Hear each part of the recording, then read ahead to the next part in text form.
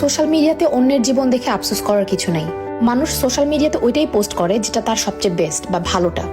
আর যারা বিদেশে থাকে তাদের সুন্দর ভিডিও বা ছবি দেখে কষ্ট পাওয়ার কিছু নাই, এটা মনে করার কিছু নাই যে তারা স্বর্গে থাকে। আপনারা ওইটাই দেখেন যেটা আপনাদেরকে দেখার জন্য আমরা অ্যালাউ করি। আমার ঘরে খাবার না থাকলে নিশ্চয়ই আমি ওটা আপনাকে দেখাবো না।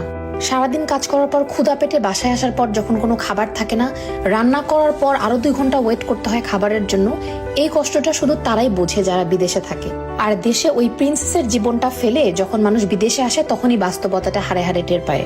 আর যারা বিদেশে থাকে তাদের যে কি কষ্ট, ঘরে বাইরে সমান তালে কাজ করতে হয়, এটা আপনি যতক্ষণ না পর্যন্ত বিদেশে আসবেন ততক্ষণ পর্যন্ত আপনাকে বোঝানো সম্ভব না। আর সারা সপ্তাহ ঘরে বাইরে কামলা দেওয়ার পর যখন উইকেন্ডে একদিন আপনি ঘুরতে যাবেন, ওই একটা ছবি বা ওই একটা ভিডিও দেখে মানুষ মনে করবে, বাহ, উনি তো মনে হয় স্বর্গে থাকেন, একটা প্রিন্সেসের জীবন। কিন্তু ভাই, জীবনটা তো সহজ না। অবশ্যই ভালো আছি আলহামদুলিল্লাহ। আর আপনি তখনই ভালো থাকবেন যখন আপনি আপনার নিজের অবস্থান নিয়ে হ্যাপি থাকবেন।